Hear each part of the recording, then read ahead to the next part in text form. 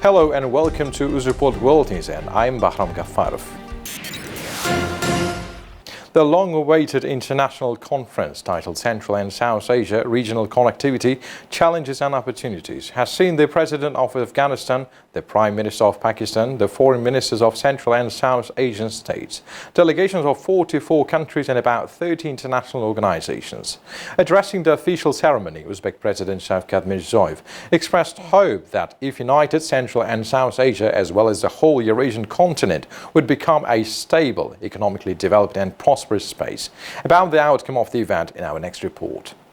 The historical, cultural and civilization community of Central and South Asia, the coinciding interests of our countries and peoples, are a solid foundation on which we can build a common prosperous future, he said, addressing the international conference Central and South Asia Regional Connectivity, Challenges and Opportunities that kicked off in the Uzbek capital. Central and South Asia have interacted with each other since ancient times. New knowledge and scientific achievements, cultural and spiritual values were spread along the Great Silk and Indo-Gangetic routes. The peoples of both regions were within the framework of common state formations, the Bactrian and Kushan kingdoms, the Turkic Khanate, the state of Ghaznavids, Timurids and Baburids, the Uzbek president added. Unfortunately, in the 19th century, the interconnectedness was broken. Various obstacles arose. The era of cooperation was replaced by a period of confrontation and distrust. In his speech, Mirziyoyev stressed the importance of reviving historical ties and combining efforts. Today, the world has entered the era of global geopolitical transformations that bring both challenges and new opportunities. Under these conditions, the revival of mutual ties between Central and South Asia, where about 2 billion people live today, is becoming an even more popular and objective process. I think that the time has come, based on the huge historical, scientific, spiritual and cultural heritage of our peoples, the complementarity of our economies, the availability of intellectual potential, to consolidate our joint efforts, which will undoubtedly give a powerful synergy effect. According to Mirziyoyev, the construction of a transport and logistic infrastructure, as well as the Termez Mazar-e-Sharif Kabul-Peshawar Railway, is intended to become a key element of the entire architecture of the interconnectedness between regions. The construction of this railway would make it possible to fully realize the transit potential of the two regions from the shortest route and significantly reduce the time and costs for cargo transportation. President of Afghanistan, as part of his address, noted that the current moment the region is witnessing is a mixture of opportunities, risks, turbulences and threats. How the region deals with these issues define the future of Afghanistan after the departure of US and NATO forces. He also underlined the differences between the official Afghan government and the Taliban. He added that Afghanistan for millennia has served as a hub for civilizations, cultures, ideas and people. We don't ask for sympathy, but clear definition of interest.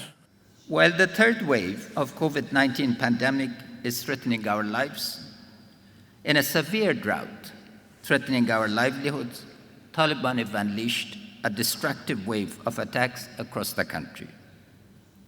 Contrary to their commitment to the US to pursue a political solution, they've deployed the over 5,000 prisoners released at the request of the international community by the Luajirga or Grand Council as the vanguard of these attacks. Over 50 of the largest drug dealers released at international request provide financial backing for the onslaught. Second, destruction of public assets, as manifested by the destruction of over 260 buildings and systematic looting of public assets, mark their trail of destruction. Reliance on car bombs, massive planting of landmines, assassination campaigns, targeted killings of women and civil society leaders, and summary execution of prisoners of war constitute their arsenal. These practices are forcing hundreds of thousands of people to flee to cities in secure provinces. The only choice offered by the Taliban is that of submission and surrender. Third, intelligence estimates indicate the influx of over 10,000 jihadi fighters from Pakistan and other places in the last month, as well as support from their affiliates in the transnational terrorist organization. There's a consensus among credible international observers that they've not taken any steps to sever their relationship with terrorist organizations. Fifth, contrary to the declarations of their political office that they will not attack cities and provincial centers, they are accelerating their attacks in attempting to starve the cities. Fifth, contrary to the repeated assurances by Prime Minister Khan and his generals that Pakistan does not find a Taliban takeover in Afghanistan in Pakistan's interest, and short of use of force, will use its power to influence to make the Taliban negotiate seriously, networks and organizations supporting the Taliban are openly celebrating the destruction of the assets and capabilities of the Afghan people and state. What does this balance sheet imply for Afghan people and government and our regional partners? We, the people and government of Afghanistan, are fully focused on the present moment and determined to ensure our existence as a nation and a state.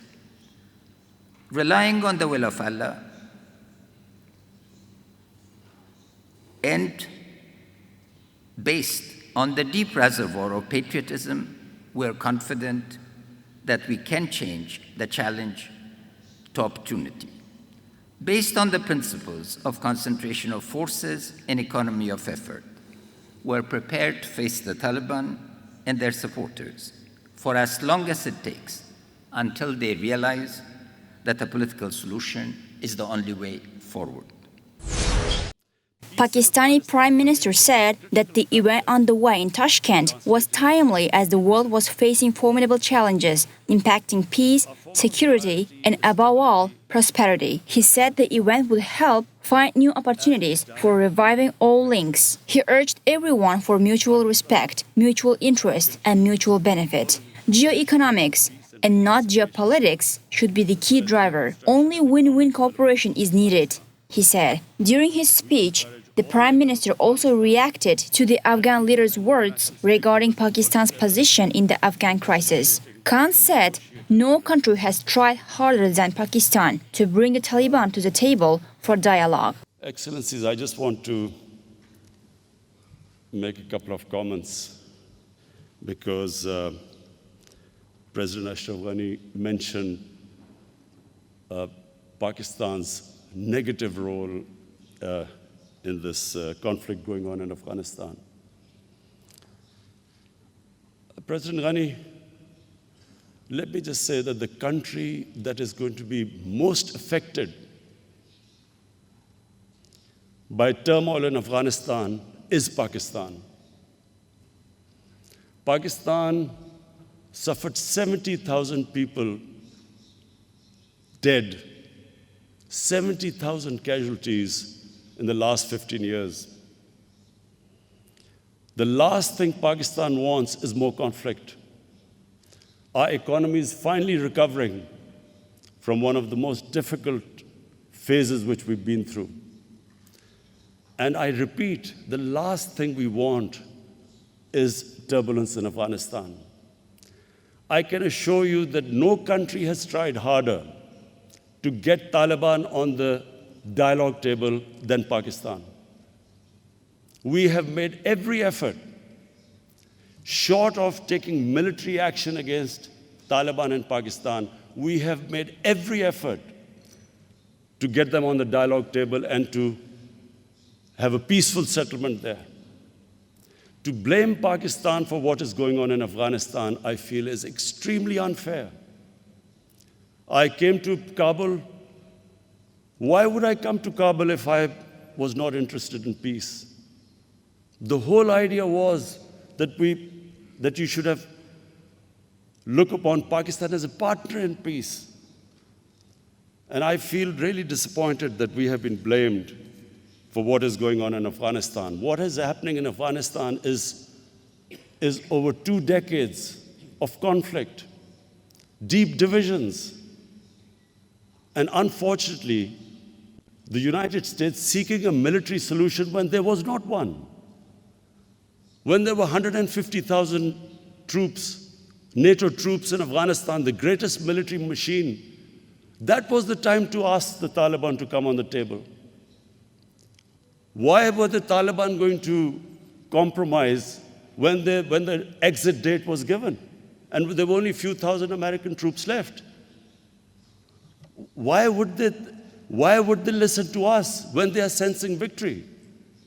So I assure you again, we had a long conversation I had with President Shaukat last night, how we can, all the neighbors can help Tajikistan, Pakistan, Uzbekistan, how we can all get together and somehow help the peace process and a political settlement. Because it is in all of our interest. All the neighbors are interested that there should be a peace settlement. There are already 3 million Afghan refugees in Pakistan. We are petrified that there will be another flow of refugees coming in. We do not have the capacity or the economic strength to bear another inflow of refugees. So I can assure you again, if any country is trying its best out of all the other countries in the world, it's Pakistan today. Well, Italy is very much interested in the connectivity between the Central Asia and Europe. We've invested a lot of effort on this direction since the 1+5 conference that we held in Rome in 2019. Now it is the time to understand how the total framework of this connectivity cooperation has to be realized. We need sustainability, financial sustainability. We need the World Bank and the other international banks financing these projects, otherwise it will be impossible. It is estimated that we need 450 billion euros for the Central Asia to develop this infrastructure. So Italy is much has a huge willingness to work on that, both with our companies working in the infrastructural sector and both also with the financial support. And I think that we need to bridge Europe with Central Asia, because the future of Central Asia has to be interconnected with Europe. I think connectivity requires a stable, secure, predictable Afghanistan. Connectivity between Central Asia and South Asia. And you will hear me speak about it. It also requires respect for borders and for sovereignty of countries. So if all these principles are observed, and if Afghanistan, the governance in Afghanistan is stable, then I think connectivity is possible. If it is not, then I can imagine it will be difficult. I think the opportunities are very clear. Everybody wants more trade, everybody wants more movement of people. You know, this is historical, it's a historical connection for hundreds, maybe even 1,000 years between our people. If we want to restore what happened in history, then we have to all cooperate and work hard and do things together. And a lot of that means you need modern thinking, not not violence, not fundamentalism, not radicalism, not the mindset which makes business worried. So I think that should give you enough. Uzbekistan Cumhurbaşkanı. This conference means Uzbek president's active participation. I listened to his speech with great attention. He took the pressing issues at the center of attention. The president is suggesting cooperation and effective projects. Today's conference also highlighted our fraternal history and theology. I had a sense of pride. Today, Uzbek president showed his real leadership, and the talks have been very vivid. This region has some challenges. We need to cooperate to tackle these issues. In this case, Uzbekistan's role is essential, and we are ready to help Uzbekistan in this case. But these procedures definitely have challenges, as the name of the conference says. But we are going to overcome these problems together. Uzbekistan's Textile Association, Uztextilprom, has organized a textile forum with Pakistani businessmen led by chairman of the Association of Textile Companies of Pakistan, Gohar Ezhas. Details in our next report. Davron Vakhabov, first deputy chairman of Uztextilprom, said that Uzbekistan was mainly focused on the full processing of textile goods, starting from yarn production, ending with the production of ready garment. He added that the foremost task was to master the production of weaving products. Pakistan particularly has a huge experience in processing of weaving products and home textile. Today, Pakistan exports 14 billion worth of textile goods annually, while Uzbekistan plans to export only 3 billion worth textile by the end of this year. The cooperation between our associations would help us ramp up these figures. Both sides presented information telling about the experience and history of the textile industry of each state. The untapped potential was also discussed. Gojar Ejaz in particular noted that Uzbek cotton and yarn are highly valued by Pakistani companies due to their high quality. For many years, Pakistan has been the main consumer of cotton fiber produced in Uzbekistan.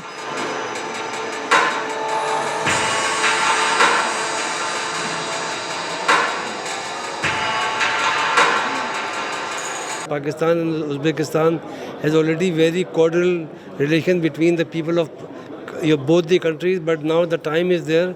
We should develop our economic relations, and we want to invest, and we want you to invest, and we want you to use our ports to Europe and China and USA, and we want to use this as land route to the Central Asia. So it would be a win-win situation for both the countries. Maybe less, 3 years, we creating more than 100 clusters, and the owner of these clusters now participate on this forum. From my side, today in 5 o'clock, with representative of many of textile industry representative, with my friend and co-partner, because Mr. Ilhom Haydarov not only the chairman of Textile Association, but he is only the chairman of Confederation of Employers, and in our team we have also the chairman of Confederation of Employers of Pakistan, and we are looking to first business council meeting, and today in Chamber of Commerce with my partner, the president of Federation of Pakistani Chamber of Commerce and Industry, which is equipped more than 200 the association. We're thinking to create a working group which is first will be on transport and logistics, because transportation and logistics is very important for all sector of economy, whom we want to base to increase our trade in turnover. Charge d'affaires at the interim of the Embassy of France in Uzbekistan, Bryce Roquefort, presented a copy of the Eiffel Tower to the Museum of Tashkent Tower. This present was marked as a symbol of tightening relations between France and Uzbekistan.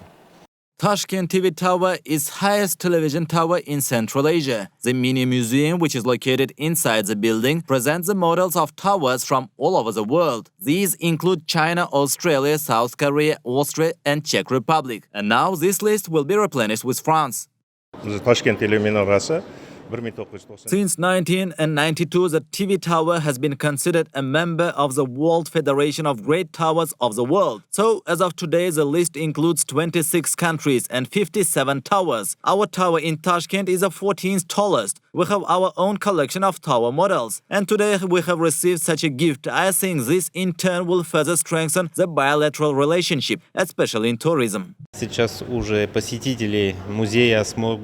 Now, visitors of museum can already see the Eiffel Tower. I know that it is very popular in Uzbekistan, and that when many Uzbek tourists come to France, first of all, they visit the Eiffel Tower. We are very glad that now it will be here as well. Today is also a very symbolic day, France's National Day, and we would like to mark this day as a symbol of friendship between Uzbekistan and France.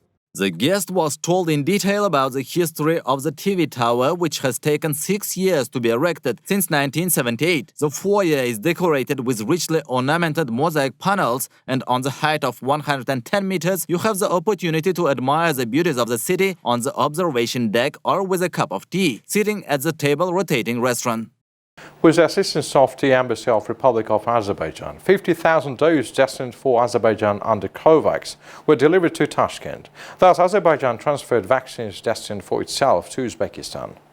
As a partner of the global COVAX initiative, UNICEF has welcomed the transfer of 50,000 doses of vaccines from Azerbaijan to Uzbekistan. Adding to that, UNICEF has warned that without a rush to ensure fair and equitable access to vaccine supplies, the world would continue to be at risk of deadly mutations of COVID-19. The Uzbek-Chinese vaccine ZFU-ZVAC 2001 remains the main vaccine in Uzbekistan, even though many residents have expressed doubts about its effectiveness and safety, claiming that the drug has not been tested. However, according to the experts who deal with COVID-19 patients, the Uzbek-Chinese vaccine has proved 95% effectiveness. As of July 16, the total number of COVID-19 infections neared 118,000. The recovery rate stood at 95.8%, with the death toll reaching 785. If the number of daily cases continues expansion, the government said it could consider the tightening of quarantine restrictions. The member of the Anti-COVID Commission, Sevara Obaidullayeva, said that despite the numbers go up and down, the average number remains the same.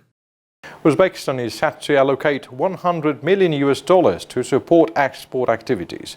The funds are to be channeled at the request of the Export Promotion Agency for a period of 5 years at a rate of 1%.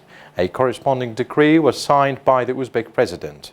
The Government Commission on Foreign Trade, Investment, Development of Local Industry and Technical Regulation has been instructed to ensure the timely and full return of allocated funds, as well as to attract resources from international financial institutions, foreign government financial organizations, domestic commercial banks, foreign banks and financial companies in the amount of $200 million for pre-export financing. Uzbekistan's revenues from the transportation of transit goods by railways are expected to hit $595 million by 2025.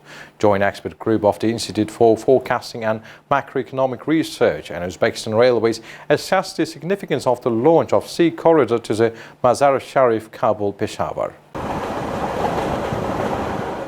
According to the institute, currently 93% of all cargo from China to Europe and 96% from India to Europe is transported by sea. This leads to the growing demand for alternative modes of transport. Thus, the search for other alternative land routes for transporting goods to Europe and back is an urgent task. According to forecasts of experts, by 2025, 5.5 million tons of traffic is expected between India, Pakistan, and European countries, with even the smallest hypothetical redistribution of the cargo flow from the existing India-Pakistan-EU sea corridor to the Mazar-e-Sharif Kabul-Peshawar.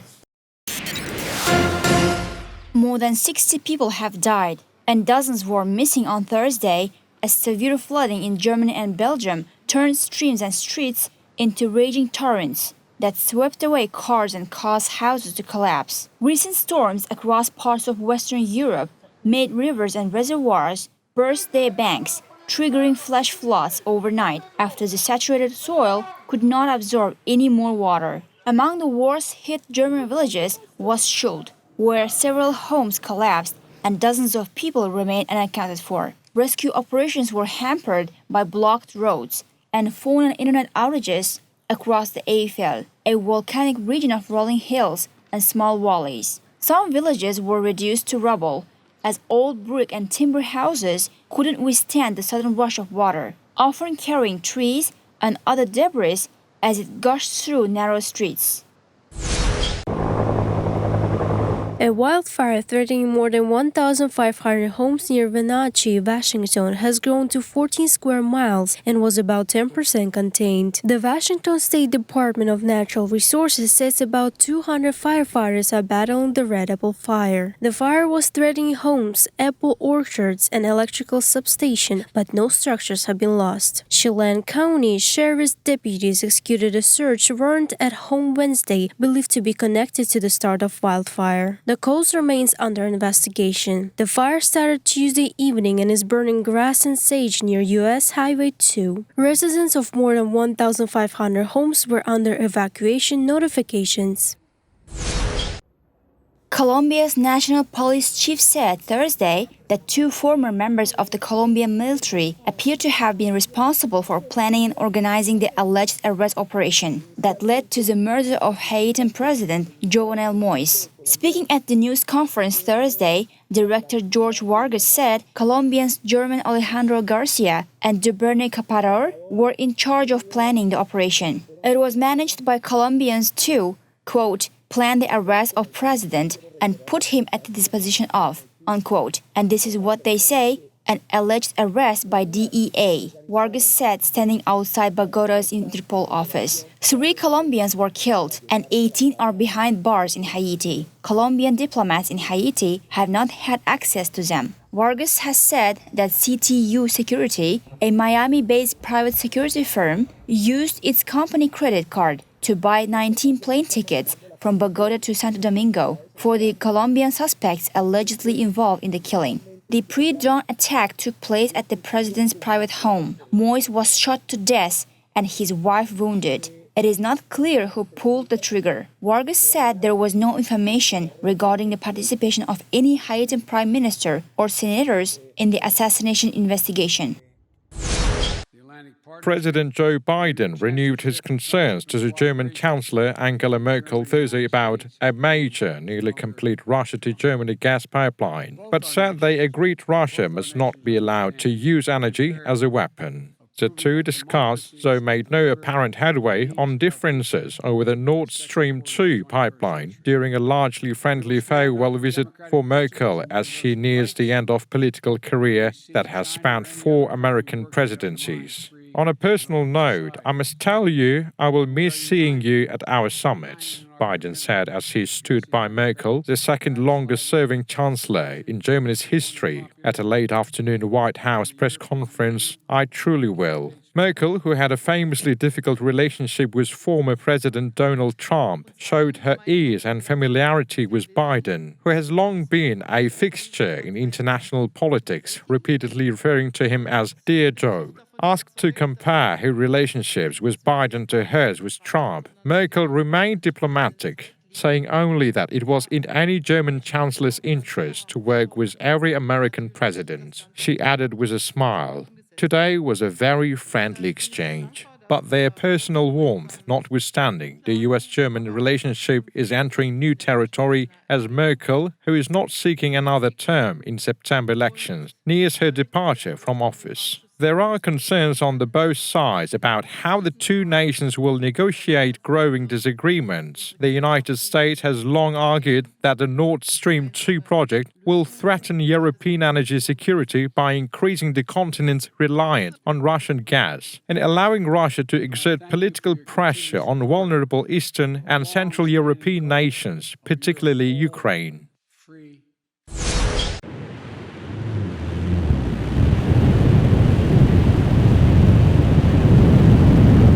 The lucrative, high-stakes chase for space tourists is unfolding on the fringe of space. After Virgin Galactic's billionaire founder Richard Branson rode his own rocket plane to space on Sunday, Amazon founder Jeff Bezos, the world's richest man, is set to follow this Tuesday. Bezos' rocket company recently got government approval to launch people into space, himself included. The Federal Aviation Administration issued its OK on Monday. The license is good through August. The Amazon founder will climb atop his New Shepard rocket on Tuesday in West Texas. Blue Origin's flight, featuring an automated capsule launched atop a reusable booster, should reach a maximum altitude of roughly 66 miles before parachuting into the desert. It will be the first launch with the passengers for Blue Origin, which, like Richard Branson's Virgin Galactic, plans to start flying paying customers in the month ahead. Blue Origin expects to announce prices and open ticket sales once Bezos flies.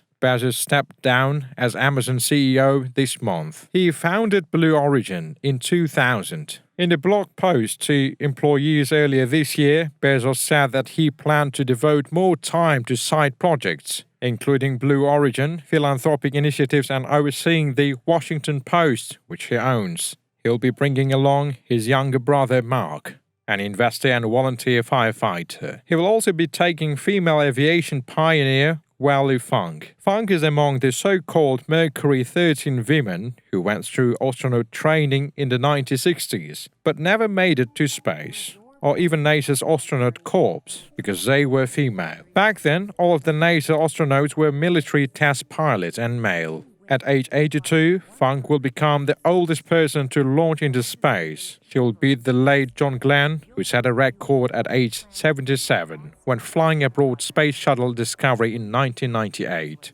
They'll be joined on the flight by an 18-year-old who is about to become the youngest person in space, rocketing away with an aviation pioneer who will become the oldest at age of 82. Blue Origin announced Thursday that instead of a $28 million auction winner launching with founder Jeff Bezos on Tuesday, Dutch runner-up Oliver Damon will be on board. The company said he'll be the first paying customer, but didn't disclose the price of his ticket. The four will blast off from West Texas atop a New Shepard rocket for a 10-minute flight. Virgin Galactic's billionaire founder Richard Branson rode his own rocket plane to space on Sunday, accompanied by 5 company employees. So far, these have been the latest news for today. Goodbye. Take care.